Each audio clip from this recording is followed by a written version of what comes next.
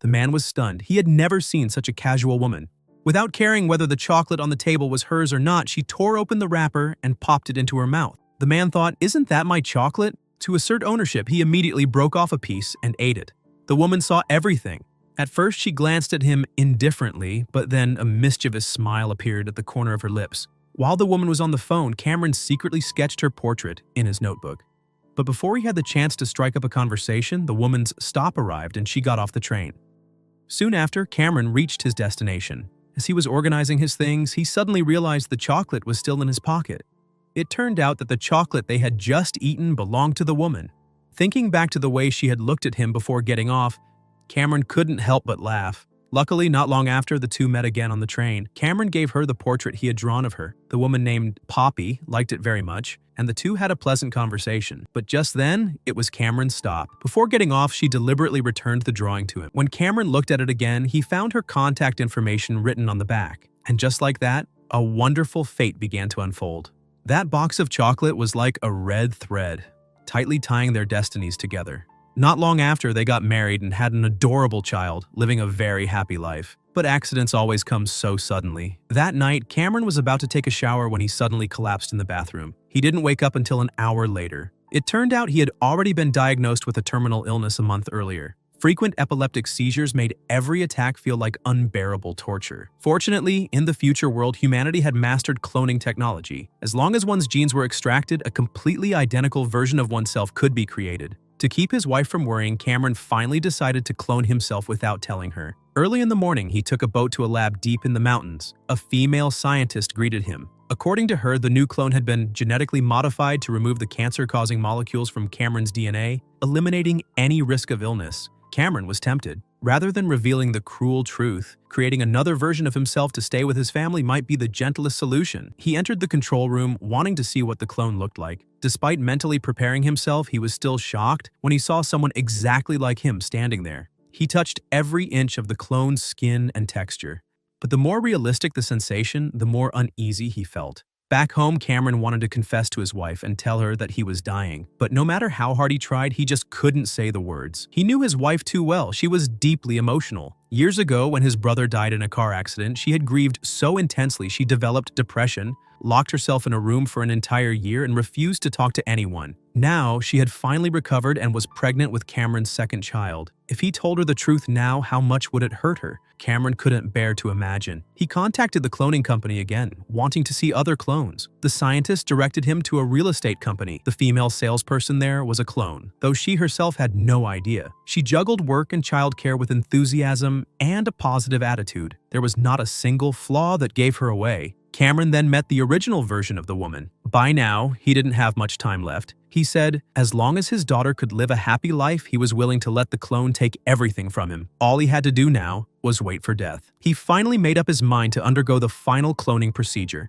Without telling his wife, he lied and said he was away on a business trip, then moved into the lab. The doctor led him into the operating room and connected the equipment. All he needed to do was lie down, and all his memories would be copied and transferred to the clone. The doctor began running memory alignment tests. While asleep, Cameron relived everything, how he met, got to know, and fell in love with his wife. When he woke up from the memories, he remained dazed for a long while. The clone had also opened his eyes. At that point, his memory was identical to Cameron's.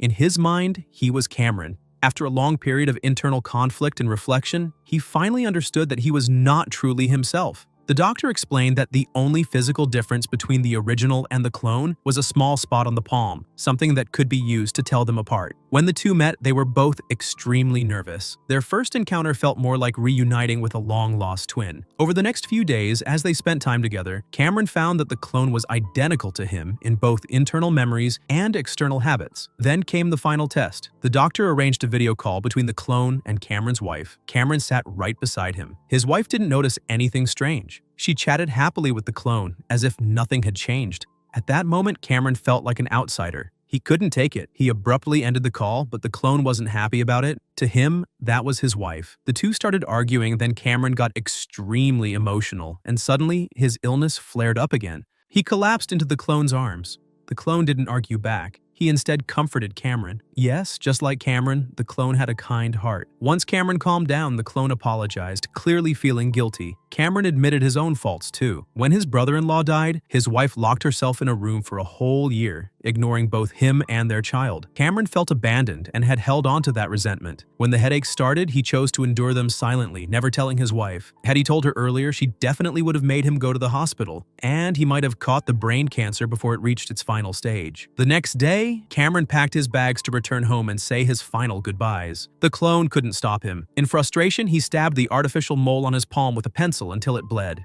He was furious. He had Cameron's memories, emotions, and life, yet could only be a replacement. Through Cameron's smart contact lenses, the clone saw that strange yet familiar home. But before he could even step inside, Cameron collapsed again due to his worsening condition. If his wife found out now, the entire plan would fall apart. The doctor quickly sent a vehicle to pick Cameron up and rush him back to the medical base. Given his current state, the doctor decided to cancel Cameron's return home altogether. Instead, the clone would go back and live as Cameron for a trial period of 2 weeks. If all went smoothly, the doctor would then erase the clone's memory of ever being a clone. So he could permanently live with the family as the real Cameron. The clone was actually thrilled. Dressed in Cameron's clothes, he set off on the journey home. Faced with his wife's intimate gestures, the clone felt a tangled unease inside. Fortunately, his wife noticed nothing unusual. Only the family dog sensed something was off and kept barking furiously at him.